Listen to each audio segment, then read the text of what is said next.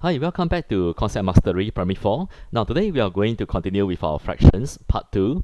So the lesson today is primarily on word problems. So usually you will see problems that have fractions inside and you need to know how to interpret the fractions. Every time when I look at fractions, I will try to draw the model.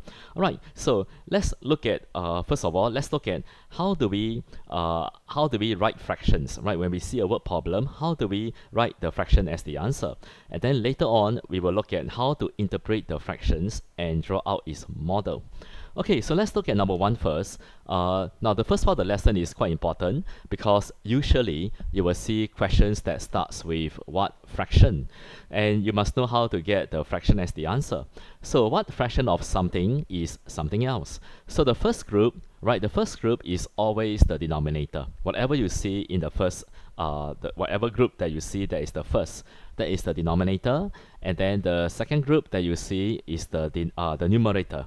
Alright, so what do I mean? So let's look at the question 1. Now there were 20 passengers on the bus, which is all the passengers. 12 of them were children. So what fraction? So these two words are very common, right? In fraction problems, you will see these two words quite often. So what fraction of the passengers, which is the first group, right? When you read the sentence, what is the group that you read first? You read the passengers as the first group, right? That's the first group. Were adults. So what fraction of the passengers were adults, which is the second, right? The second group. So how to write the fraction? So the first group is your denominator, right? And the second group is your numerator. So what fraction of the passengers, which is all the passengers, which is 20, were adults? And so how many adults? You take 20 and you minus 12. So there are 8 adults. So your fraction will be 8 over 20. And of course you have to simplify your answer. So you divide by 4. So you don't have to divide by 2, you can actually divide by a bigger number. So divide by 4, you will get 2 out of 5. So what fraction is that? 2/5. So 2/5 of the passengers were adults. Okay, so over here you have to understand how to interpret the question, how to write out the fraction as the answer. So if you see the first group, right, what fraction of the passengers? So that will be your denominator, were adults, and the adults will be your numerator. Okay, let's look at another example. Now 35 pupils took a science test. 5 of them failed. So what fraction of the pupils passed the test? So what is your first group? Now the first group is the total pupils, right? All the pupils. That is your denominator, right? That's the first group. And how many pupils passed the test? That will be your second group, and that will be your numerator. Alright, so let's write out the fraction. So all the pupils is 35, right? There is a total of 35 pupils. And how many pupils pass? You take 35 and you minus 5. So you will get 30% pass. Alright, then you simplify your fractions. So if you cannot divide both numbers by 2, if you still remember how to simplify, there are 3 tests that you have to perform. So can you divide both the numbers by 2? No, you can't. Can you divide both numbers by 3? No, you can't, right? Because 30 can divide by 3, but 35 cannot divide by 3. So what's the next test? Is to divide by 5. So you divide by 5, and you will get 6 out of 7. So 6 over 7 of the pupils pass the test. Alright? So hopefully by at this point of time, you know how to write out the fraction as the answer. So now let's go on to the next one. Alright, now there is another type of question that starts with the word express. So express something as a fraction of something else. So when you see questions like this, it is a little different. When you write out the fraction, the first group will now become your numerator. Right, express the numerator as a fraction of something else, which is the denominator. So it's a bit different from the earlier question that you saw just now. Alright, so let's look at question 1 and see how do we write the fraction. So Tom and Edmund have a total of $390. Edmund has $30 more than Tom. So express Tom's money, which is the first person or the first group, that is your numerator, as a fraction of Edmund's money, which is the second group, and that is the denominator. Alright, So you need to get Tom's money. What is Tom's money? All right, now over here I will draw the model so they can see how to get Tom's money and Edmund's money. So Edmund has more than Tom. All right, so I'm going to draw a comparison model. And you have $30 more. And the total they have is 390. So can you find Edmund's money? All right, so how do you do? You can cut, right? You can cut it to get short units, short units, or you can stretch it to get long units. If you remember your model drawing, you can either cut to make short units, or you can stretch it to make long units. So over here, if I cut, then I will get 2 short units, which is 390, and when you cut, you minus from the total become lesser. So now you can find 1 unit, which is 360, and you divide by 2, so your 1 unit is $180. Okay, so now we can find each person's money. So Tom has 180, which is 1 unit. Edmund will have 180 plus 30, that will be $210. Alright, so now let's write out the fraction. So how do you write the fraction? Now express Tom's money, which is the numerator, as a fraction of Edmund's money. So Edmund's money is the denominator. Okay, so that's how you get the fraction. And then of course you have to simplify.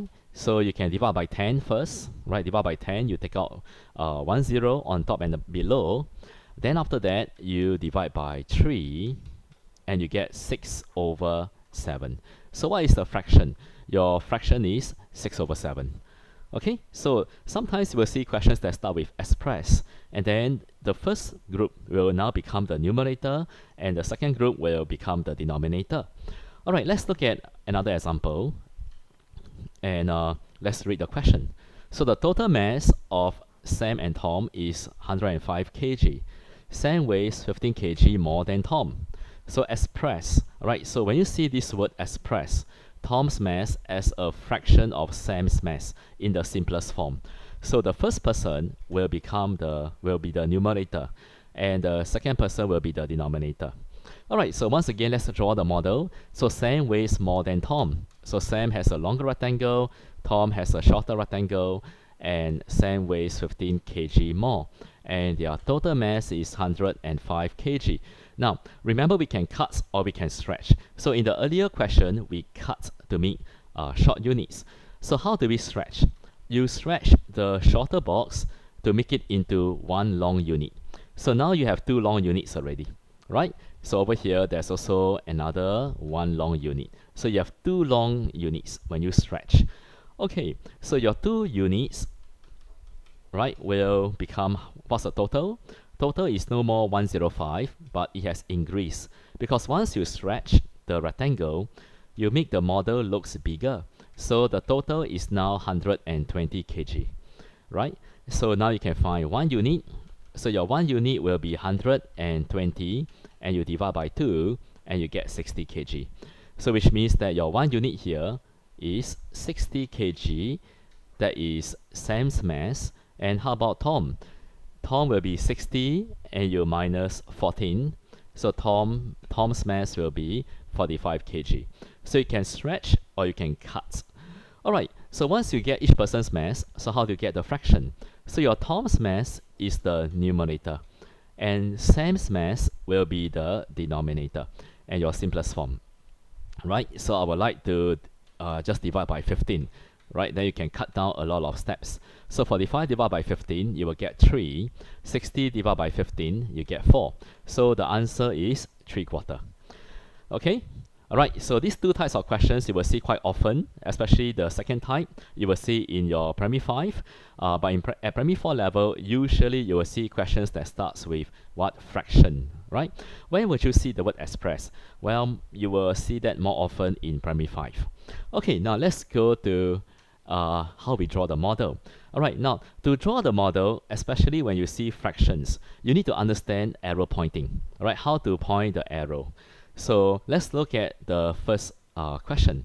there are 35 pupils in the class. 6 over 7 of them are girls. So how many boys are there? Now, this fraction, what is it talking about? It is talking about all the students, which is the word them. So this fraction is talking about them. And out of this group, right, which is one set, we call it a group. Out of this group, right, 7 boxes are students. If you draw the model, there is a total of 7 boxes, and 6 boxes are girls. So this fraction is called fraction of a set. Why? Because a fraction is talking about all the students, right? And out of this group, means you have part of a group, right? Out of this group, some are girls. So you have fraction of a group, or fraction of a set. Alright, so how many boys are there? So once you draw the arrow, and how do you point the arrow? The denominator is a total parts. So it will refer to all of them, all the pupils. And then the numerator will be the how many girls. Okay, so let's draw the model. So you have 7 boxes, which is all of them. 1, 2, 3, 4, 5, 6, 7. And 6 boxes are girls, and the rest must be boys, right?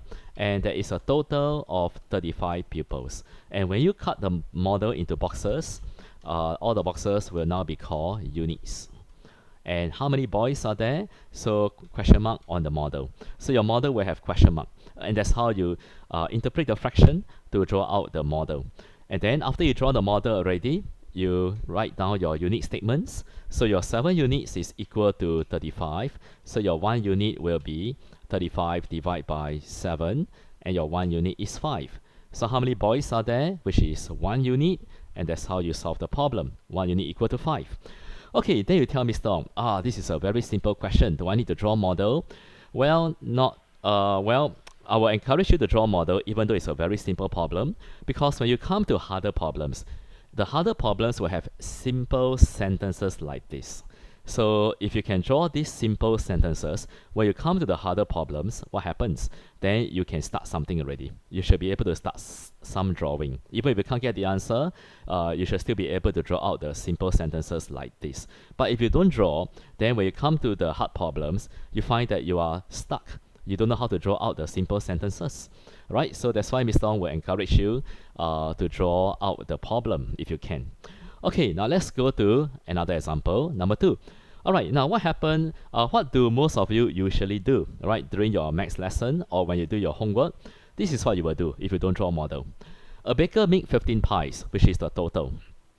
He sold 2/5 of it, right, 2/5 of it.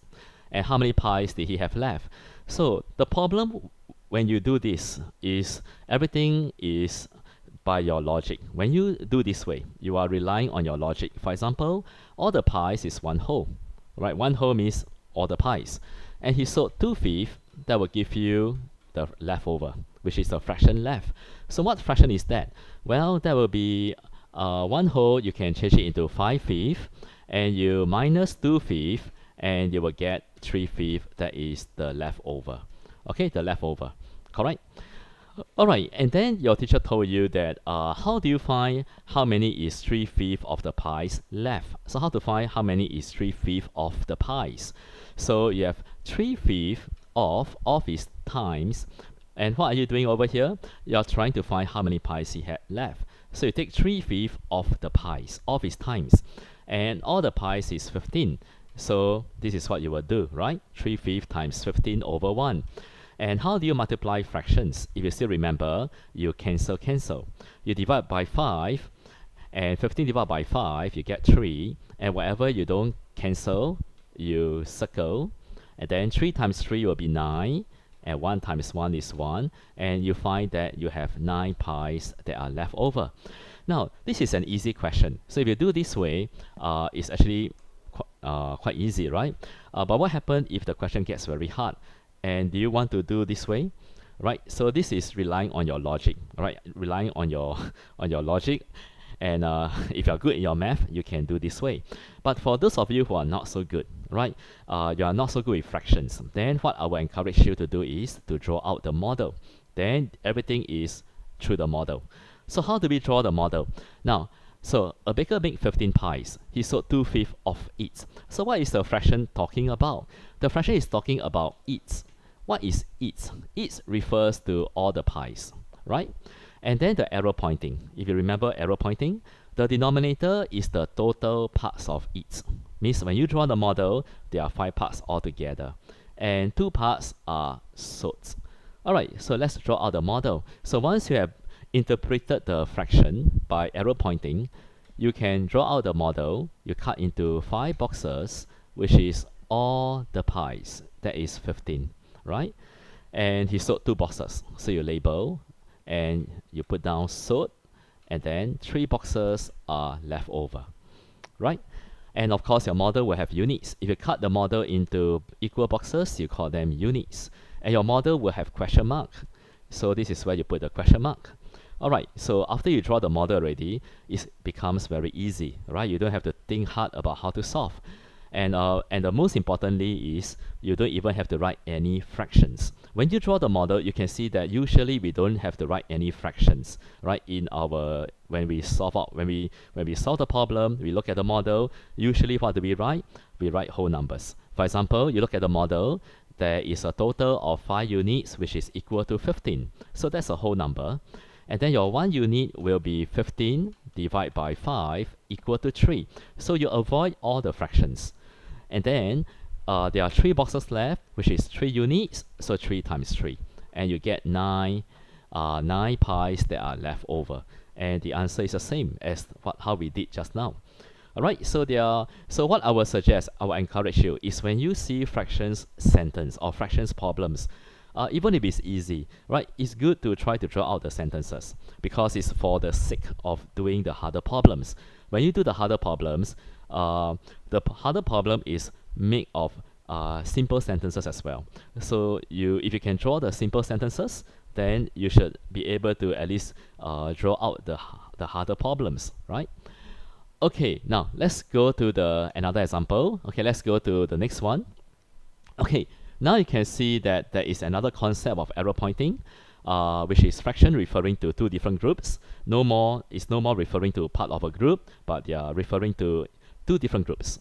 So in a classroom, the number of boys is 2/3 of the number of girls. So you can see that the sentence gets a little different or very different from what you saw just now. So over here, this fraction is referring to 2 different things or 2 different sets. So the numerator will point to the first group and the denominator will point to the second group. So there are 21 girls. So how many boys are there? Alright, so there are 2 groups. Alright, the fraction is referring to 2 groups. So you can still draw the model. So the boys has 2 boxes and the girls will have 3 boxes. Alright. And what's the difference between this model and the earlier model? Now, the earlier model, which is fraction of a set, you can see that you have drawn a parts whole model, right? This is a parts whole model because the fraction is referring to part of a group, right? Part of a group, that's why you have a parts whole model. And if you look at this question over here, you can see the fraction is referring to 2 different groups. So you have a comparison model. So there are 2 types of model that you see over here. All right. So there are 21 girls. So you put 21, right? And how many boys are there? So your question mark will be over here. Okay, so once again, the boxes are all called units. And after you have drawn the model, you can see that you don't need to write any fraction statements. In your statements, there will be no fractions. You just write 3 units is equal to 21. So your 1 unit will be 21 divided by 3. And your 1 unit is 7. So can you find how many boys? So the boys are 2 units. So you have 7 times 2. So how many boys are there? There are 14 boys in the classroom. See? So once you draw the model clearly, everything becomes very fast. The solving comes very fast if you can draw a good model. Alright, let's look at the last one. Okay, the last one. Now, in a fruit farm, there are 1/4 as many durian trees as rambutan trees.